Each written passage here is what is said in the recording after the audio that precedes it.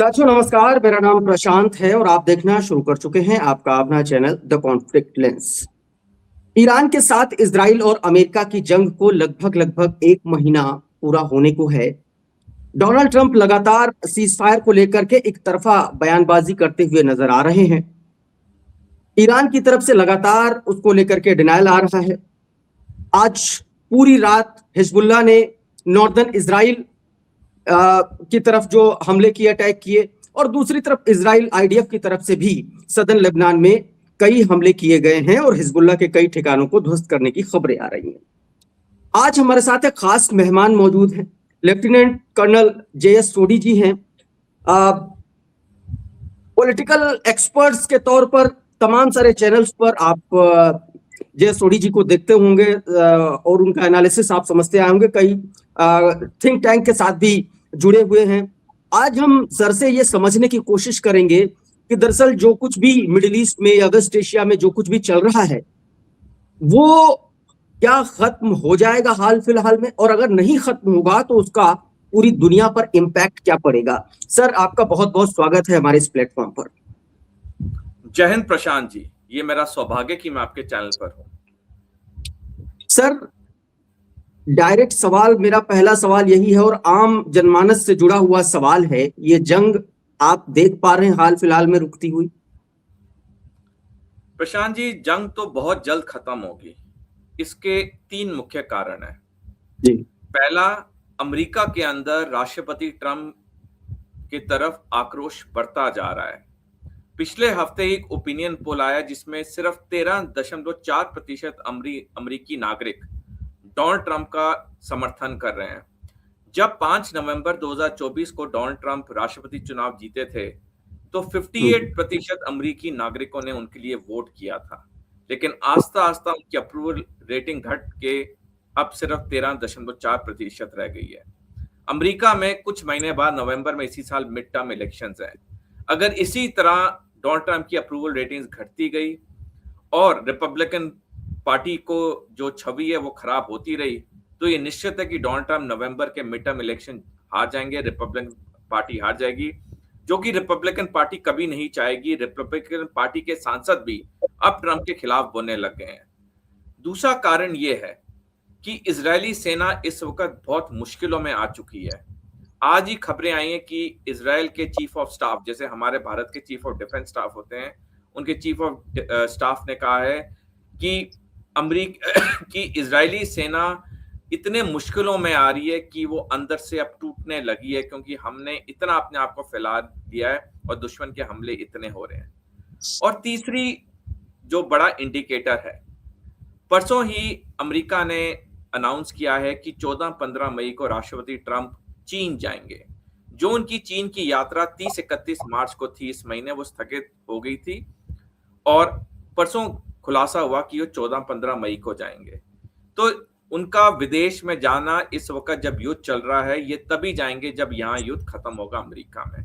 तो निश्चित है कि 14-15 मई से पहले ये युद्ध खत्म हो जाएगा, बल्कि उससे बहुत पहले खत्म हो जाएगा, क्योंकि जो 2 महीने पहले कारण बताए, डोनाल्ड ट्रंप के तरफ आक्रोश और इजरायली सेना के मुखिया का कहना कि अब इजरायली सेना के लिए दिक्कतें बहुत बढ़ रही हैं, ये 2 मेन कारण है कि युद्ध जल्दी खत्म होगा। तीसरा जो इसका मेन बिंदु है, पॉइंटर है, डोनाल्ड ट्रंप का चीन जाना मई में। सर, युद्ध खत्म हो जाएगा, लेकिन किन शर्तों पर? एक पाकिस्तान की तरफ से एक प्रस्ताव भेजा गया जो अमेरिका ने भेजा था, बिचौलिए के तौर पर पाकिस्तान ने भेजा। हालांकि उस पर भी खबरें आई कि उस पर अपनी शर्तें, स्टेट ऑफ हॉर्मुज को लेकर के, मिसाइल की रेंज को लेकर के, तमाम सारी ऐसी शर्तें ईरान की तरफ से अमेरिका को बताई गई, ऐसे दावे किए जाए, खबरों में आया ऐसा।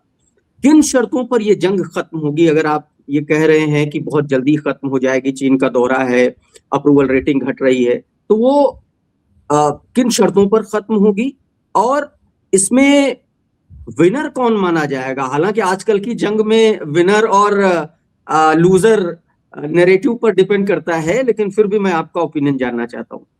प्रशांत जी, पहले मैं आपके प्रश्न के दूसरे भाग का जवाब दूंगा। युद्ध में एक ही विजेता होता है और एक ही पक्ष होता है जो पराजय होता है। नैरेटिव कुछ भी हो, लेकिन युद्ध पे एक ही विजेता होता है। जैसे रेस में गोल्ड मेडल सिल्वर मेडल होता है, युद्ध में एक ही विजेता होता है, एक ही गोल्ड मेडल होता है, वहां पे कोई सिल्वर मेडल का सवाल ही नहीं पैदा होता है, या कोई हारता है या कोई जीतता है। पिछले साल भी जब ईरान और इसराइल का 12 दिन का युद्ध हुआ था, तो ईरान विजय होकर निकला था। मैंने इस पे लेख भी लिखा था, लेकिन पश्चिमी मीडिया ने पूरी दुनिया को झूठ बताया। असलियत तो ये थी, जो लोग पढ़ते हैं, जो लोग अध्ययन करते हैं, उन्हें पता होता है वास्तविकता क्या होती है जमीन पे। और पिछले साल ईरान ने इसराइल की राजधानी टेल अवीव को 1/3 बर्बाद कर दिया था।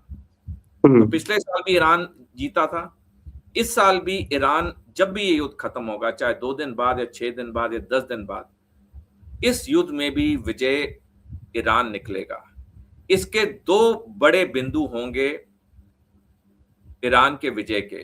अगर हम ट्रंप की बातें मानते हैं कि जो वो बार बार कह रहे हैं कि अमेरिका जीत गया जीत गया जीत गया, अगर उनकी बात में थोड़ी भी सच्चाई होती, तो 2 तथ्यों पे मैं दर्शकों से अनुरोध करूंगा अपना ध्यान दें। पहला, अगर अमेरिका की जीत होती, अब तक तेहरान पर अमेरिका का झंडा लहराया जा चुका होता। अगर अमेरिका की जीत होती, तो स्ट्रेट ऑफ हॉर्मुज अमेरिका के नियंत्रण में होता। लेकिन ना तेहरान पे अमेरिका का झंडा लहरा रहा है, ना स्ट्रेट ऑफ हॉर्मुज पे अमेरिका का नियंत्रण है। तो डेफिनेटली ये जो जीत है, ये ईरान की है।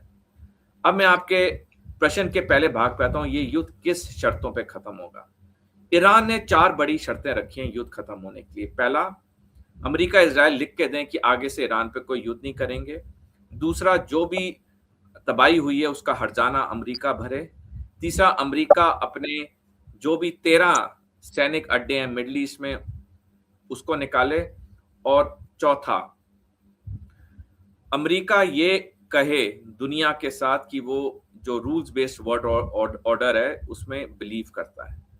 अब ये 4 शर्तों में से जो तीसरी शर्त है वो तो अमेरिका शायद मान भी जाए, लेकिन पहली 3 शर्तें अमेरिका के लिए मानना बहुत मुश्किल है। लेकिन हमें एक और चीज सिखाया जाता है जब हम एमबीए करते हैं, कि अगर कोई इंसान आपको चाहता है, आपके बिजनेस को खरीदना चाहता है या आपको नौकरी दिल से देना चाहता है, तो आप उसके सामने बहुत बड़ी शर्तें रखो। ये आपको पता है वो मानेगा तो नहीं सारी, लेकिन उस बड़ी शर्तें जब आप रखते हो तो आपका बार्गेनिंग ग्राउंड बहुत हो जाता है। यानी आपने मांगा बहुत, आपको मिला उससे कम, आपका काम हो गया, लेकिन आपने जितना उससे एक्सट्रैक्ट करना था आपने कर लिया। यही स्ट्रैटेजी ईरान अपना रहा है। लेकिन एक चीज पे ईरान बिल्कुल टस से मस नहीं होगा, वो उसकी जो तीसरी शर्त है कि अमेरिका और इजराइल लिख के दें कि युद्ध नहीं होगा आगे से। क्योंकि 47 साल से ईरान अमेरिका के आर्थिक प्रतिबंध झेल रहा है। 47 साल से आए गए साल कोई ना कोई वहां पे कांड होता है, कोई जनरल मारा जाता है इजराइल की वजह से, कोई ये आदमी मारा जाता है। जब हम बच्चे थे तो हमें बताया जाता था कि किसी भी अपने क्लास के मित्र के साथ इतनी दुश्मनी मत करो कि वो दीवार तक घसीटा जाए और मुड़ के फिर तुम्हें जवाब दे। यही चीज ईरान के साथ हो चुकी है। 47 साल से जो ईरान जिन चीजों में जूझ रहा है, अब उसको पता है ये आर पार की लड़ाई है। बाकी अमेरिका सैनिक अड्डे निकाले उससे फर्क नहीं पड़ता, क्योंकि मैं दर्शकों को बताना चाहूंगा, कल ही न्यूयॉर्क टाइम्स की खबर छपी है जिसमें ये साफ लिखा गया है कि अमेरिका के जितने 13 सैनिक अड्डे हैं मिडल ईस्ट में, सारे पूरी तरह तबाह हो गए हैं। अमेरिकी सैनिक होटलों से वर्क फ्रॉम होम कर रहे हैं। कितने शर्म की बात है कि अमेरिकी सेना, जो कि दुनिया की सबसे विशाल सेना मानी जाती है, सबसे आधुनिक सेना मानी जाती है, वो वर्क फ्रॉम होम कर रही है, वो कमरों से काम कर रही है, क्योंकि उनके सैनिक अड्डे पूरी तरह बर्बाद हो गए। तो डेफिनेटली एक शर्त पे तो ईरान टस से मस नहीं होगा, वो है आगे से कोई युद्ध ना हो, इसकी लिखित गारंटी हो।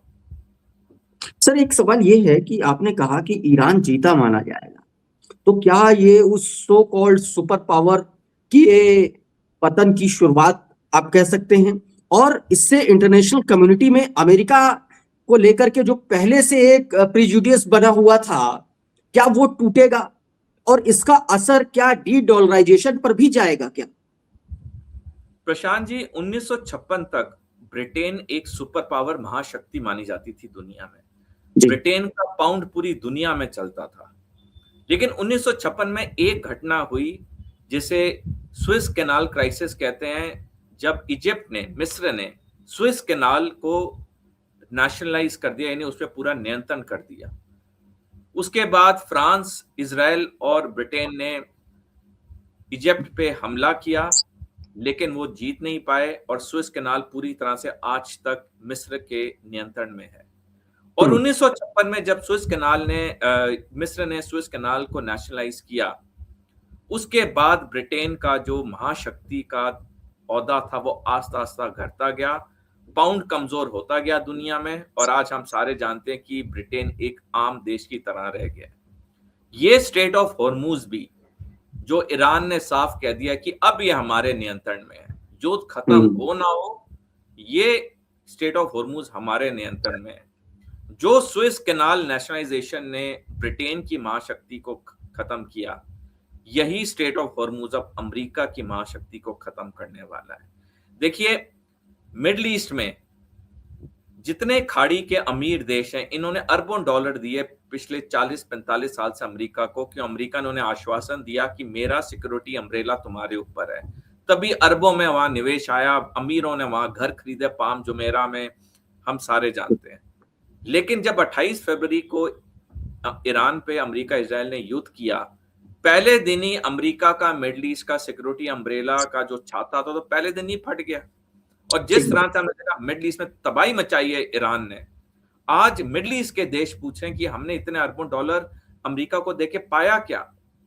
तो अमेरिका की जो महाशक्ति का स्टेटस है वो बिल्कुल अब पतन पे है। और पिछले साल का मैं एक बयान दर्शकों को बताना चाहूंगा। 12 अप्रैल 2025 को पीट हेग्सेट, जो कि अमेरिका के रक्षा मंत्री या सेक्रेटरी ऑफ वॉर है, उन्होंने बयान दिया था, अमेरिकी सेना के अंदर जो भी वॉर गेम्स होती हैं उसमें अमेरिका चीन से हारता है, और चीन की हाइपरसोनिक मिसाइल अमेरिका के 11 एयरक्राफ्ट कैरियर को महज 20 मिनट में पूरी तरह तबाह कर सकती है। तो जब एक महाशक्ति का रक्षा मंत्री ये बयान दे रहा है, तो हम अनुमान लगा सकते हैं कि आज की दुनिया में महाशक्ति कौन बन के उभरा है? चीन। और किसकी महाशक्ति का जो ठेकरा था वो खत्म हो रहा है, वो है अमेरिका। और जो अमेरिका ने एक भारी भूल की, जिसे अंग्रेजी में ब्लंडर कहते हैं, वो था ईरान पे हमला करना। और जैसे मैंने पहले समझाया, जो सुएज कैनाल ने ब्रिटेन के लिए किया, अब स्ट्रेट ऑफ हॉर्मूज अमेरिका के लिए करने जा रहा है। सर, दो सवाल, एक स्ट्रेट ऑफ हॉर्मूज को लेकर के कि क्या दुनिया का 20% ऑयल सप्लाई रूट अब और ज्यादा इंपॉर्टेंट हो गया है, और इसमें क्या ईरान के पास अब वो ताकत भी आ गई है, या यूं कहें कि अगर अमेरिका हारता है या इजराइल हारता है तो क्या स्ट्रेट ऑफ हॉर्मूज के आसरे ईरान अब पूरी दुनिया को अपने हिसाब से चलाएगा, ऑयल को लेकर के, एनर्जी को लेकर के? पहला सवाल। और दूसरा सवाल, इन तमाम सिनेरियोज में भारत की क्या स्थिति बनेगी? क्योंकि आपने कहा कि चीन जो है वो महाशक्ति के तौर पर उभरेगा, अमेरिका यहां से हारता है तो चाइना का जो एक लेवल है वो और अप होगा। तो इस कंडीशन में भारत की क्या स्थिति बनेगी, और भारत का जो डिप्लोमेसी है वर्तमान में, उसको आप कैसे देखते हैं? प्रशांत जी, मैं आपके प्रश्न का पहले भाग का जवाब पहले देता हूं। स्ट्रेट ऑफ हॉर्मूज से दुनिया का 20% तेल और 25% गैस निकलती है, और ईरान ने जैसे साफ कर दिया है कि अब उसका पूरा नियंत्रण स्ट्रेट ऑफ हॉर्मूज पे है। और जिस तरह से जो भी वहां पानी का जहाज निकल रहा है, ईरान को $2 मिलियन दे के ही निकल रहा है। जैसे हमारा टोल प्लाजे होते हैं, वहां पे अब ईरान ने समुंदर पे टोल प्लाजा बना दिया। अभी हमने जापान भी देख लिया जी। तो डेफिनेटली अब जहां तक ईरान की बात है, उसने तो नियंत्रण कर लिया, उसका नियंत्रण वो छोड़ेगा नहीं, क्योंकि जैसे जुगलर वेन कहते हैं, जैसे कहते हैं कि गले की जो नस होती है, जब लड़ाई होती है, कोई अगर दूसरे आदमी की गले की नस को दबा दे, वो आदमी वहीं खत्म हो जाता है। तो ईरान ने स्ट्रेट ऑफ हॉर्मूज को जुगलर वेन या गले की नस की तरह उस पर नियंत्रण कर लिया, वो उसे कभी अभी छोड़ेगा नहीं। तो दुनिया के लिए अब एक बात क्लियर होगी, या तो ईरान के साथ अच्छे रिश्ते रखो, नहीं रखोगे तो तुम्हें तेल और गैस नहीं मिलेगा। अब जैसे फिलीपींस है, फिलीपींस का 94% एनर्जी स्ट्रेट ऑफ हॉर्मूज से आती है। जापान की 70% एनर्जी स्ट्रेट ऑफ हॉर्मूज से आती है। साउथ कोरिया की 74% एनर्जी स्ट्रेट ऑफ हॉर्मूज से आती है। भारत की तकरीबन 47% एनर्जी स्ट्रेट ऑफ हॉर्मूज से आती है। तो क्या इनमें से कोई भी देश ईरान की तरफ कोई दुश्मनी या कोई कठोर स्टांस ले सकता है? बिल्कुल नहीं, क्योंकि हम हर देश अपने नागरिकों की सुविधा देखनी है। अब मैं आपके प्रश्न के दूसरे भाग पे आता हूं कि चीन के उभरने का और भारत की डिप्लोमेसी का। देखिए, चीन तो महाशक्ति 2007 में बन गया था, जब वो दुनिया की तीसरी सबसे बड़ी अर्थव्यवस्था बना था, और 2010 में जब दूसरी सबसे बड़ी अर्थव्यवस्था बना था। लेकिन चीन ने कभी अपने आप को महाशक्ति नहीं बताया, चीन ने कभी अपने आप को विकसित देश नहीं बताया। आज भी चीन कहता है कि मैं एक डेवलपिंग देश हूं, मैं कोई महाशक्ति नहीं हूं, लेकिन दुनिया जानती है कि वो चीन क्या है। तो पहली बात तो चीन से जो एक सबक और सीख लेने की होती है कि अपना ढंडोरा कभी खुद मत पीटो, दुनिया को बोलने दो। अंग्रेजी में कहते हैं let the world announce your arrival. आप अच्छे हैं ये दुनिया को कहने दो।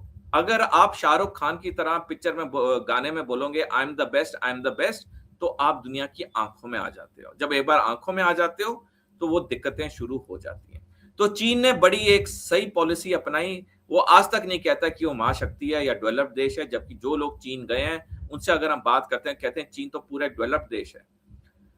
दूसरी बात है भारत की विदेश नीति। देखिए, भारत की विदेश नीति या डिप्लोमेसी, चीजें बहुत बदल गई हैं 1971 में, जब रूस भारत के साथ अटूट तौर से खड़ा था 71 के युद्ध से पहले और 71 के युद्ध के वक्त।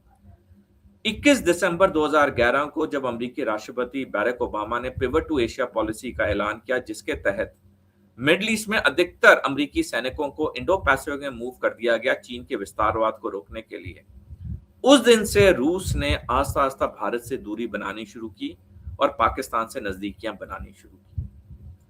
और जब रूस ने यूक्रेन में हमला किया 24 फरवरी 2022, उस दिन से रूस पूरी तरह चीन के गिरफ्त में आ गया, क्योंकि चीन ने अटूट समर्थन दिया रूस का। तो दुनिया में जो तीन महाशक्तियां अमेरिका, रूस और चीन, उसमें से चीन तो हमारा कट्टर दुश्मन है। अमेरिका, हमें पता है किस तरह से एक साल से डोनाल्ड ट्रंप किस तरह से भारत के खिलाफ बयान देते आ रहे हैं, भारत की मरी हुई इकोनॉमी और ये सारी बातें हम जानते हैं। अमेरिका पे हम भरोसा नहीं कर सकते हैं। जहां तक रूस की बात है, रूस के साथ अब हमारे वो गहरे संबंध नहीं रहे जो 21 दिसंबर 2011 से पहले थे। तो बहुत चेंज आ गया है दुनिया के जियोपॉलिटिक डायनामिक्स में। अब अगर हम भारत के पड़ोसी मुल्कों की बात लें, भारत के 8 पड़ोसी मुल्क हैं। 8 में से पाकिस्तान, चीन 2 निकाल दीजिए, वो हमारे कट्टर दुश्मन है, बचे 6। 6 में से 5 चीन की गिरफ्त में है। सिर्फ एक छोटा भूटान आज की तारीख में भारत के साथ खड़ा है, और भूटान और चीन के भी बातें फाइनल दौर की हो गई हैं। कभी भी भूटान और चीन अपने कूटनीतिक रिश्तों का ऐलान कर सकते हैं, और उसके बाद चीन का इतना पैसा भूटान में आएगा कि भूटान भी हमसे दूर हो जाएगा। मेरे कहने का तात्पर्य, आज की तारीख में भारत क्षेत्रीय लेवल पे, रीजनल लेवल पे या ग्लोबल लेवल पे, भारत बिल्कुल अकेले है। इसीलिए वही स्थिति है जो मिडिल ईस्ट में तमाम सारे मुस्लिम कंट्रीज के बीच में एक ईरान की स्थिति बनती है।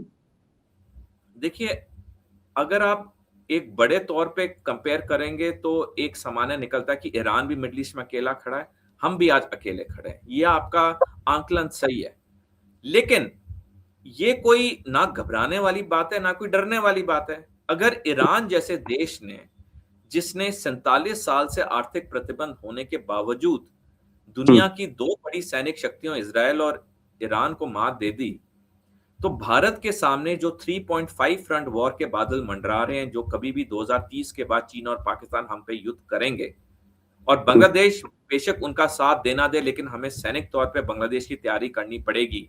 और आधा फ्रंट, जिसका आंकलन 4 जून 2017 को जनरल बिपिन रावत भारतीय सेना अध्यक्ष ने किया था, तो आज भारत भी उसी तकरीबन स्थिति में है जो ईरान है। ईरान भी 10 देशों के साथ लड़ रहा है, 10 मोर्चे उसने खोले हुए हैं। भारत पे 3.5 फ्रंट वॉर के बादल अब गहरे होने शुरू हो गए हैं, जो कि मैंने जैसे पहले कहा, कभी भी 2030 के बाद होगा। वो एक अलग विषय है, उसमें मैं पूरा एक शो हो सकता है जो मैंने कई चैनल्स पे किया है। तो इस वक्त भारत बिल्कुल अकेला खड़ा है, और जब हम अकेले खड़े हैं, हम बहुत चीजें अच्छी कर रहे हैं, कुछ चीजें हमें और करनी होंगी अगर हम इस 3.5 फ्रंट वॉर को मात देना चाहते हैं, जो कभी भी 2030 के बाद होगी। सर, एक सवाल मेरा है, चूंकि ये जो बात आपने कही डेवलपिंग कंट्रीज और चाइना के एक तरीके से थ्रेट को लेकर के, भारत का जो उसका जो डिफेंस सेक्टर में जो उसका हाथ है वो कहीं ना कहीं आपको लगता है कि कमजोर है अभी, खास तौर पर रिसर्च एंड डेवलपमेंट्स में, आर&डी में वो थोड़ा सा अभी डाउन जा रहा है, क्योंकि हमारा लगातार जो बजट है वो नीचे जा रहा है। और तमाम सारे ऐसे मुल्क हैं, इवन चाइना को भी अगर देख लें तो डिफेंस का बजट भी अभी हमारा उस लेवल का नहीं है, और जबकि थ्रेट बड़ा है। प्रशांत जी, शताब्दियों पहले चाणक्य ने कहा था, किसी देश की सेना की शक्ति उसकी तिजोरी से निकलती है। यानी कि जितना पैसा खर्च करोगे उतनी शक्ति उसकी देश की सेना की होगी। 2019 में भारत का रक्षा बजट 2.5% ऑफ जीडीपी था, जो घटते घटते 1.9% हो गया है। इस साल थोड़ा बढ़ के 2% हो गया है, लेकिन ये बहुत कम है, क्योंकि हमारे आगे 3.5 फ्रंट वॉर के बादल मंडरा रहे हैं। हमें अगले कुछ सालों के लिए कम से कम 3% ऑफ जीडीपी चाहिए रक्षा बजट के लिए। भारत की वायुसेना को 42 स्क्वाड्रन ऑथराइज हैं लड़ाकू विमान के। हमारे पास आज की तारीख में 27 स्क्वाड्रन है सिर्फ। रफेल जो 114 आने हैं वो 3-4-5 साल लगेंगे, तब तक तो युद्ध के बादल पूरी तरह घने हो गए होंगे। जब एयरक्राफ्ट आएंगे तो हमारे पायलट्स ने उन पे परीक्षण भी तो करना है, ट्रेनिंग भी तो करनी है। हमारी पनडुब्बियां इतनी कम हो गई हैं जो 1990 के लेवल पे आ गई हैं। तो ये सब कब होगा? ये सब जब तीव्र गति में नहीं होगा तो युद्ध तो हमारे पे सामने खड़ा है 5 साल बाद। हम दुश्मन को थोड़ी ना बोल सकते हैं कि भाई साहब आप थोड़ा समय के बाद करना, हमारी अभी चीजें देश के अंदर बन रही हैं। देखिए, हम अगर पाकिस्तान और नजरिए के से देखें, उनके सैनिक लक्ष्य क्लियर हैं। पाकिस्तान को जम्मू कश्मीर चाहिए, चीन को अरुणाचल प्रदेश चाहिए। वो अपने सैनिक लक्ष्य के हिसाब से अपनी सैनिक तैयारी कर रहे हैं। हमारा सैनिक लक्ष्य है देश की हिफाजत करना, लेकिन क्या हमारे पास वो हथियार हैं, वो वेपन सिस्टम्स हैं रक्षा करने के लिए? मैंने आपको 2 एग्जाम्पल बताए, पनडुब्बियों के और लड़ाकू विमानों के।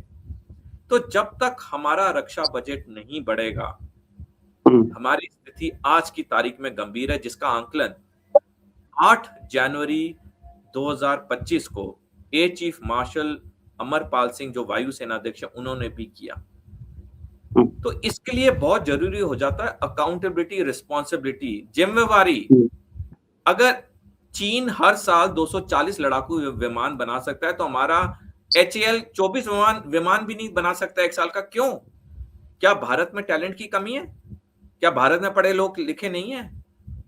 भारत में इतने पढ़े लिखे लोग हैं, इतना टैलेंट है, तो हम फिर क्यों नहीं कर पा रहे हैं? क्योंकि हमारे यहाँ अकाउंटेबिलिटी, रिस्पॉन्सिबिलिटी की बहुत कमी है। एक मैं उदाहरण और देना चाहूंगा दर्शकों को। पिछले साल दिसंबर के अंत में एक 27 साल का इंजीनियर नोएडा के एक पानी के टैंक में अपनी कार पे खड़ा पिताजी से गुहार लगाता रहा मोबाइल पे, मेरी जान बचाओ, मैं मरना नहीं चाहता हूं। NDRF के सैनिक गए, लेकिन पानी के अंदर नहीं गए उसको बचाने के लिए। वो युवक की मौत हो गई। जब बाद में NDRF के सैनिक पूछा गया तुम अंदर क्यों नहीं गए उसको बचाने के लिए, उन्होंने कहा पानी ठंडा था।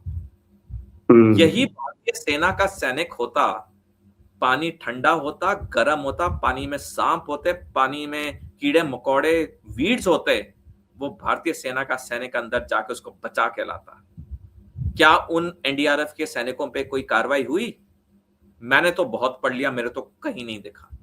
हाँ, इच्छा शक्ति और अकाउंटेबिलिटी की तो कमी है ही। और साथ में एक चीज जो आपने सर कही, मैं थोड़ा सा माफी के साथ अपने आपको टोका, जो आपने भारत में जो मेरा मूल सवाल था, R&D की बात जो मैं आपसे बोल रहा था, और तमाम सारे लोग इस पर सवाल भी उठाते हैं कि हम आजादी के इतने साल बाद तक आज हम उस कंडीशन में भी नहीं पहुंच पाए कि हमारे पास एक किसी वेपन की हम पूरी तरीके से खरीदारी पर निर्भर हैं। हम बाजार बने जा रहे हैं, दुनिया को बाजार बना पाने की स्थिति में हम आज भी नहीं है, खासतौर पर डिफेंस की बात अगर हम करें।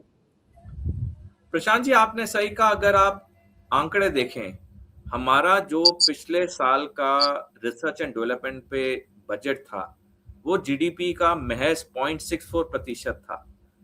चीन का 2.8 है, अमेरिका का 3.5 है। और उसके एक साल पहले अगर 2024 के आंकड़े देखें तो भारत का 0.7% था, जो घट के 0.64 हो गया है। और चीन और अमेरिका का जो रक्षा बजट था, रिसर्च एंड डेवलपमेंट बजट था, वो बड़ा है।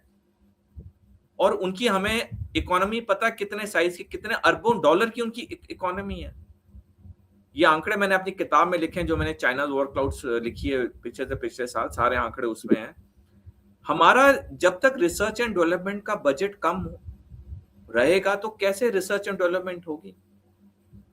हम हथियार बनाते हैं लेकिन हम असेंबल करते हैं। कौन सी टेक्नोलॉजी है हमारी, मेरे को आप बताइए।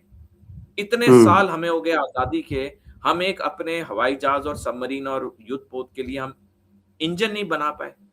फिर मैं वही प्रश्न पूछा, क्या हमारे में टैलेंट की कमी है? नहीं, हमारे लोग यहाँ पे पढ़ते हैं, विदेशों में जाके सेटल हो जाते हैं और उनकी कंपनी को हेड करते हैं, और फिर हम बड़े खुश होते हैं वो भारतीय मूल का आदमी है।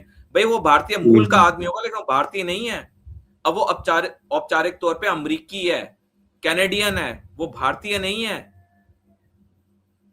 तो आपने कनाडा का जिक्र किया सर, डोनाल्ड ट्रंप का मुझे वो बयान याद आ रहा है जिसमें वो कनाडा से कहते हैं कि अमेरिका के स्टेट बन जाओ, राज्य बन जाओ। मैं अमेरिका की वर्तमान की जो उनकी जो खास तौर पर डिप्लोमेसी का जो तरीका है डोनाल्ड ट्रंप का, मैं थोड़ा सा समझना चाहता हूँ। वो आते हैं, दुनिया भर की जंग रुकवाने का दावा करते हैं, ये करा दिया, वो करा दिया, फिर उसके बाद नोबेल पीस प्राइज और तमाम सारी बातें करते हैं। मदुरो को उठा लाए, खुद ही उठा लाए, फिर भी कह रहे हैं कि हमको ये दो।